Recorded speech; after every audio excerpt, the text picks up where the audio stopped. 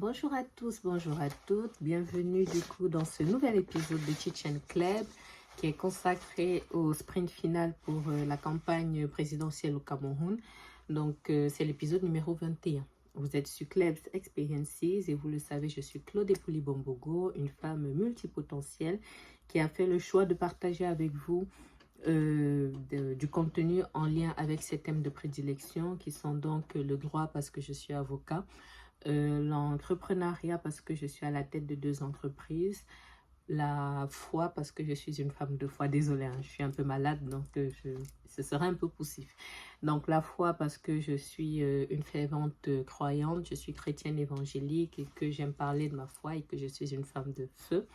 La mode, le luxe et le lifestyle parce que je suis une épicurienne, que j'aime les belles choses, que j'aime la mode, que j'aime le luxe et que j'aime l'art de vivre tout simplement et que je trouvais ça intéressant de le partager aussi ici. S'agissant du droit, du coup, je suis avocate au barreau de Poitiers. Je suis médiatrice inscrite à la Cour d'appel de Poitiers ainsi qu'au Centre national de médiation des avocats et je suis associée de la CELAL Club Avocat Médiateur. Dans le cadre de mon activité d'avocat, j'interviens dans différents domaines qui sont donc le droit, non, le droit pénal, ce sera mieux.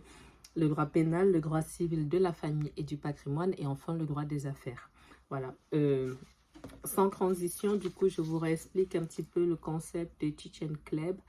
Donc, il s'agit en fait d'un concept que j'ai mis en place il y a quelques semaines maintenant, mais qui m'a été inspiré d'un mode de prédication de l'apôtre Mohamed Sanogo qui alterne en fait temps d'enseignement et temps de prière. Voilà, donc, et dans ce concept-là, moi, je souhaite en fait alterner des temps de notions juridiques, on va dire ça comme ça, avec des commentaires de club, voilà. Sachant que l'objectif pour moi, c'est de commenter l'actualité nationale et ou internationale sous le prisme du droit naturellement, même si souvent ça va un petit peu englober un petit peu différents avis en fonction des sujets. Donc ça peut être en fait mon avis d'avocat, ça peut être aussi mon avis de citoyenne, ainsi de suite, ou de femme ou de personne noire. Tous ces éléments-là, et je souhaite en fait, j'ai pour ambition, du moins avec ce contenu, j'ai pour ambition de vous proposer une vidéo tous les mercredis à 20 h. Voilà, donc ça c'est pour le concept. Donc je disais qu'on revient un petit peu à l'actualité. En réalité, l'actualité brûlante. Vraiment, l'actualité brûlante. Là, on va parler du Cameroun, mais au moment où je filme, nous sommes le lundi, nous sommes quand le 6. Nous sommes le lundi 6. Et ici en France, il y a l'actualité avec la démission du Premier ministre, qui est le 4e en peu de temps, d'ailleurs, je crois en 1 an. Donc, je voulais parler de ça. Mais comme il y a les élections présidentielles au Cameroun ce week-end, donc... la priorité, ça va être les élections et puis on verra peut-être pour la semaine prochaine, même si j'avais déjà mon thème. Voilà, donc c'est la 4e vidéo que je fais sur l'élection présidentielle au Cameroun. Comme je disais, c'est la dernière ligne droite. C'est la dernière ligne droite parce que les votes ont lieu ce dimanche 12 octobre. Je vais faire un plan en 2 parties. Sachant qu'en réalité, je vais donner l'avis de Club au fur et à mesure. Donc, je vais faire un plan en 2 parties, mais des parties transversales en fait. Donc, le premier point, ce sera l'impossible coalition. Ça, c'est le premier élément. Et la seconde partie, ce sera, on va dire, proposition de solution ou alors perspective et enjeu. Je ne sais pas encore comment je vais le formuler au moment où je vais monter, mais ce sera là-dessus que je donnerai en majorité, en fait, l'avis de Club en réalité. Voilà, et comme je disais, je ne me sens pas forcément très bien aujourd'hui, donc je ferai normalement pas trop long. Donc, sans transition. Donc, sans transition, point numéro 1. Donc, l'impossible coalition. Je sais pas où je m'étais arrêtée la dernière fois, mais je crois que jusqu'à il y a quelques semaines, il y avait les... Comment dirais-je? Désolée. Il y avait des pourparlers, en fait, qui avaient commencé avec certains membres de la coalition. Donc, en fait, non, il y a des pourparlers qui avaient débuté entre les autres opposants. Voilà, il faut savoir qu'il y a 12 candidats à la présidentielle, donc le président sortant et 11 autres personnes. Et il y a plusieurs personnes, en fait, qui avaient émis le souhait de faire, en fait, une coalition pour présenter un candidat unique. Donc, à cet effet, il y a plusieurs personnes qui s'étaient rapprochées du candidat Maurice Kamto, candidat qui n'a pas été retenu, mais du professeur Maurice Kamto. Et je crois qu'il a reçu 7 personnes en tout sur les 11. Et finalement, il n'y a pas eu de consensus. Et dans l'une de mes dernières vidéos, je disais justement que pour moi, la bataille se joue littéralement au Grand Nord et qu'il faut en fait qu'il y ait... il faut qu'il y ait un consensus. C'est ce qui va donner de la force et tout le reste, mais ça ne s'est pas fait. Et je vous mets ici une vidéo du coup du professeur Maurice Kamto qui date d'une dizaine de jours, je crois.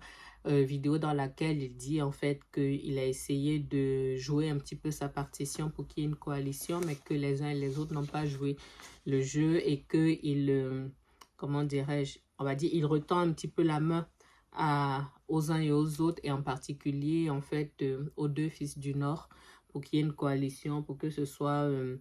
pour qu'on ait plus de chance, en fait, tout simplement, et que, en tout état de cause, qu'il ne fait pas d'appel au vote et que chacun aille voter littéralement, en fait, avec sa conscience, voilà.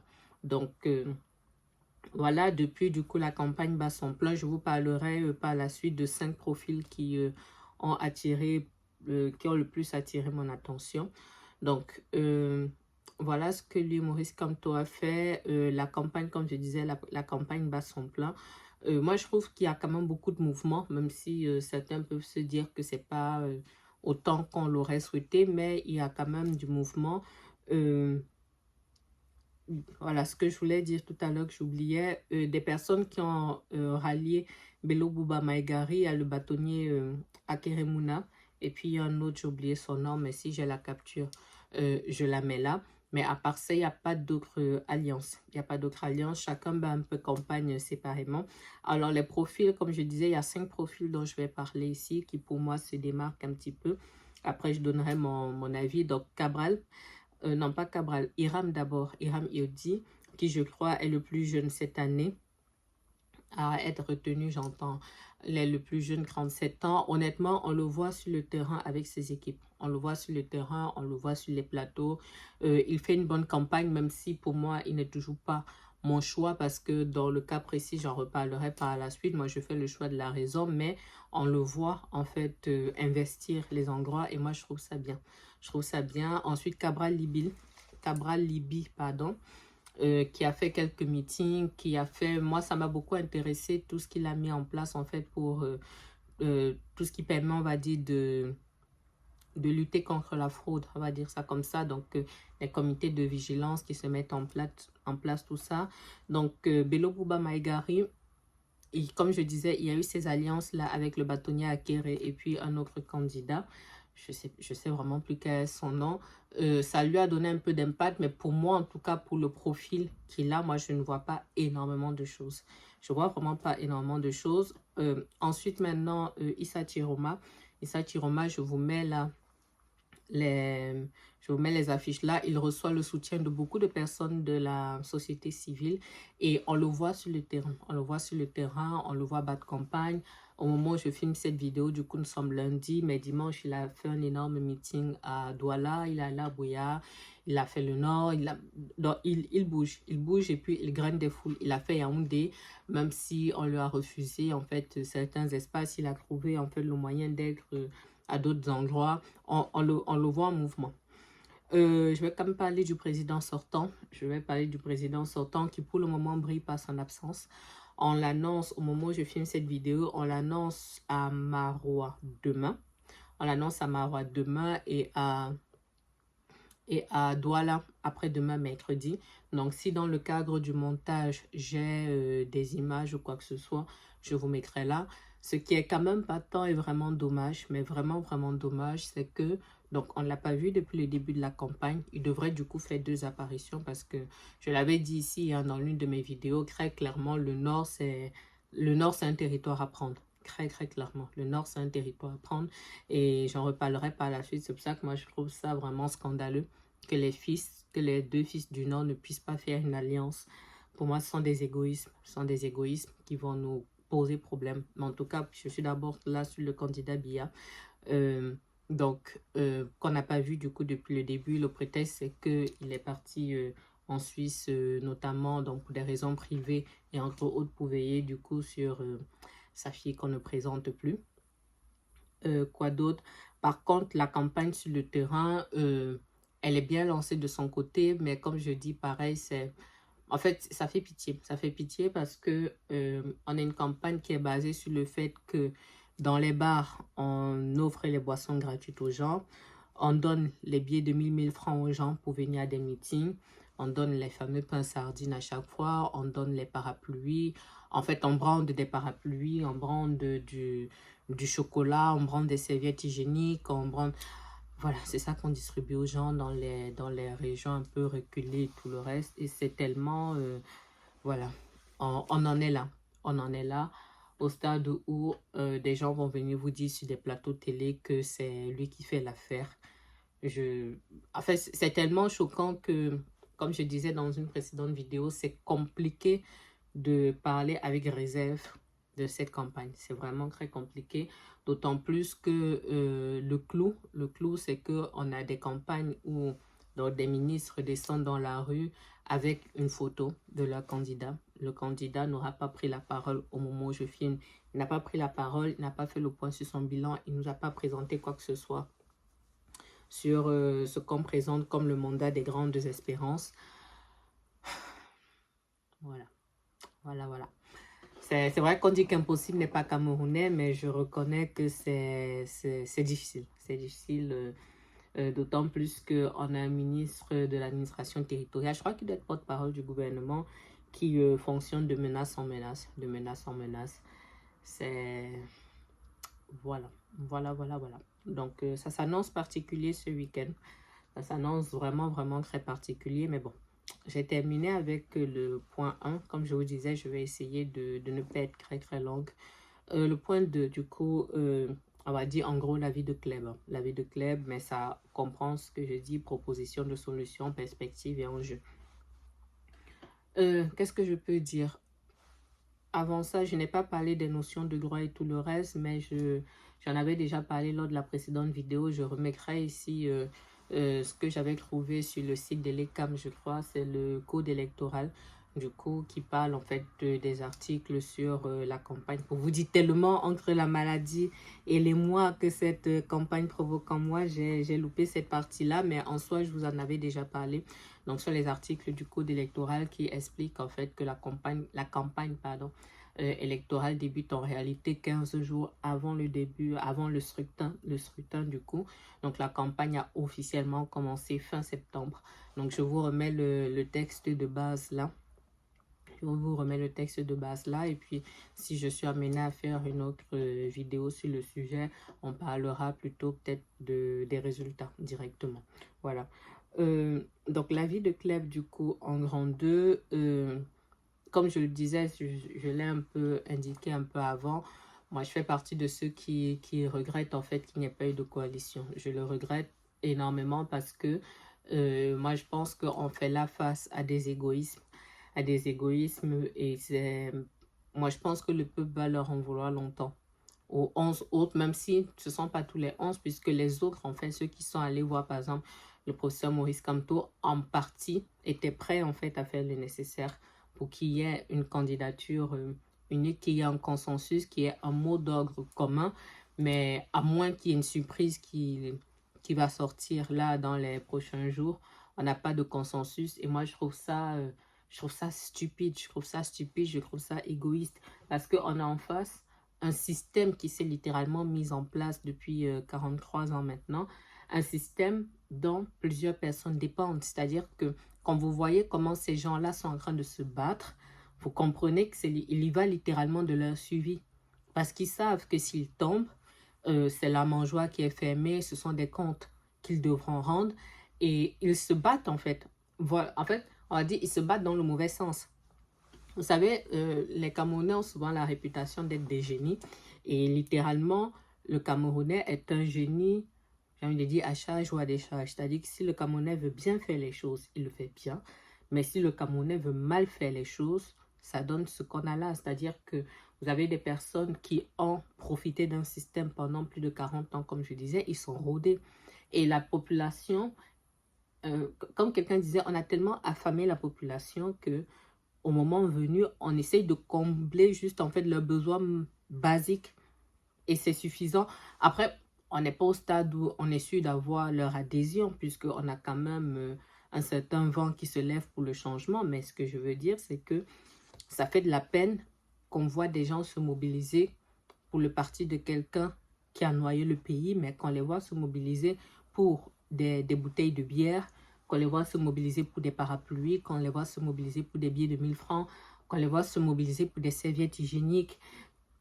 En fait, c'est tellement scandaleux pour des petites boîtes de chocolat comme ça. Et puis la marque qui s'associe à ça. Bref. On va essayer de rester calme, on va essayer de se remobiliser, de rester positif. Parce que moi, je crois que jusqu'au dernier instant, il peut toujours se passer quelque chose. Les gens peuvent réfléchir, la pression du peuple peut faire en sorte que, en tout cas, c'est ça mon souhait. Pour moi, mon candidat reste Issa Chiroma. À date, ce n'est pas le choix, ce n'est pas, on va dire, le choix du cœur, mais c'est le choix de la raison. C'est le choix de la raison parce que, comme je dis, à certains moments, en fait, il faut pouvoir penser en fait beaucoup plus loin. Faut vraiment avoir la vision d'un aigle et il faut bien comprendre en fait que l'enjeu ici est double. Comme je dis, on a déjà une première victoire parce que moi, je trouve que les gens se mobilisent. Les gens se sont inscrits sur les listes électorales.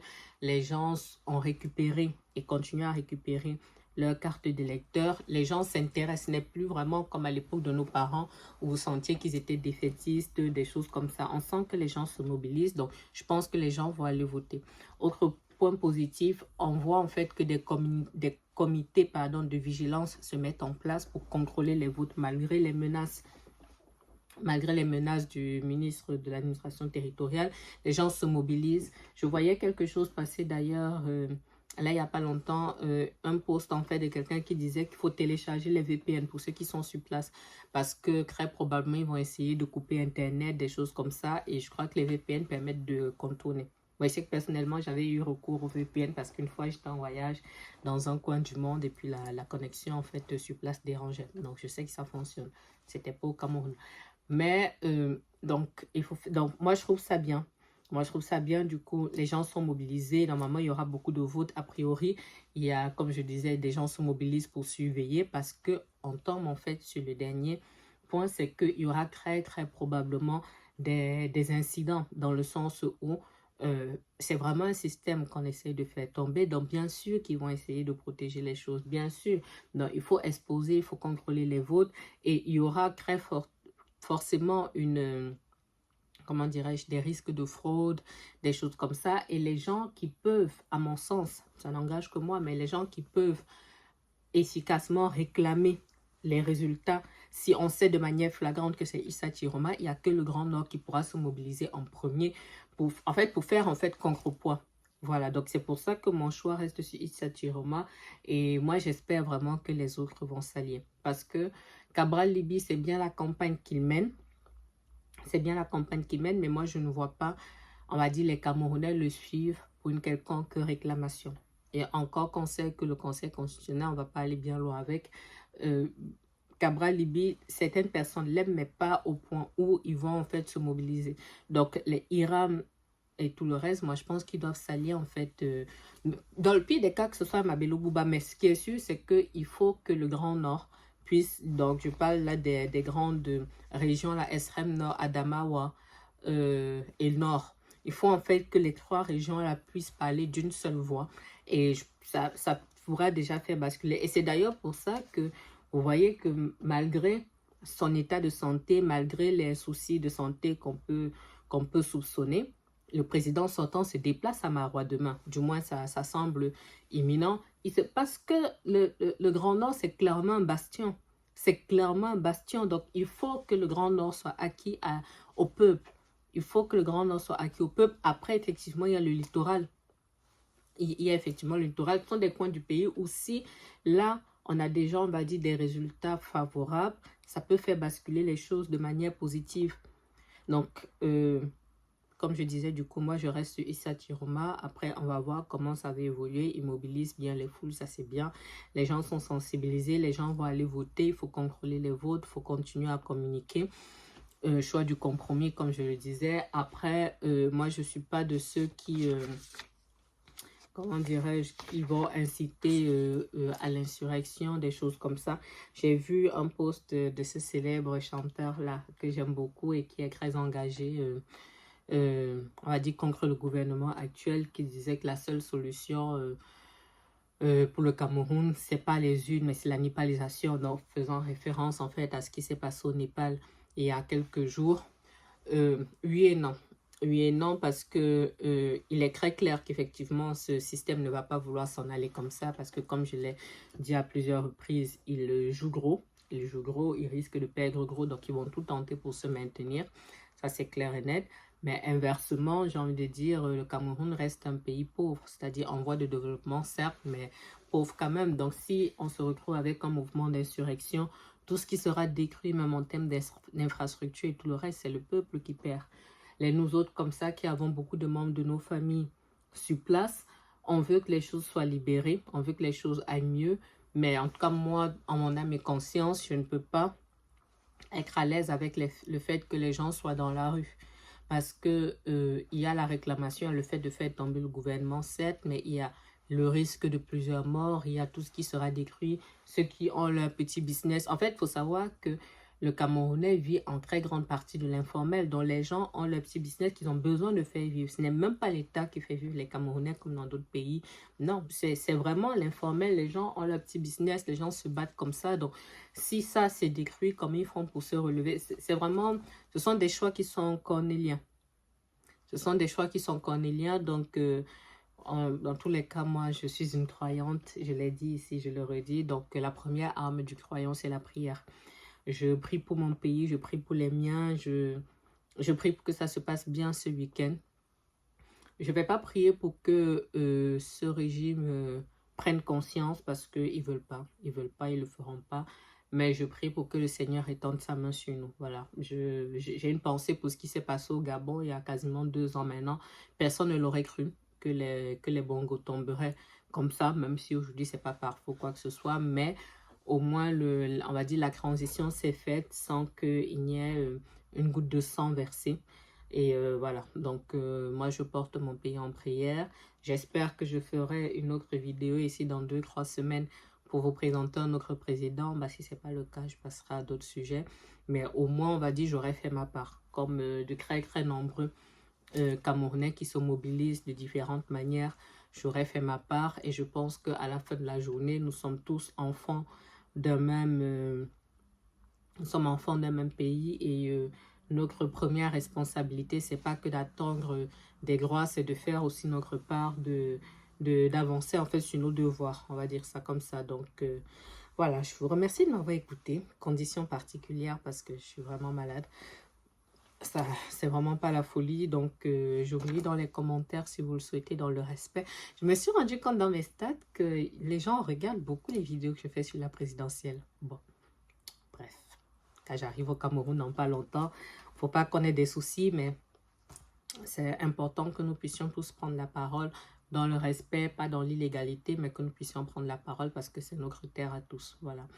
Donc, je disais que je vous lis dans le respect. Je vous mets là, du coup, la vignette de Tchitchen Club de la semaine dernière, dans l'épisode numéro 20, et l'épisode de samedi dernier. La vidéo de samedi dernier qui était d'ailleurs le podcast avec Monsieur Boué. Je vous remercie pour votre fidélité. Je vous donne rendez-vous mercredi prochain dans un prochain épisode de Tchitchen Club. Il y a tellement d'actualités. Je voulais parler de l'actualité de P. Diddy, mais il y a du coup la démission de notre Premier ministre qui n'aura même pas fait un mois. Donc, ça m'intéresse un petit peu juridiquement. Donc, je pense qu'il y a des chances que j'aille plutôt là-dessus, mais on verra bien. Voilà, merci et au revoir. Merci pour tout.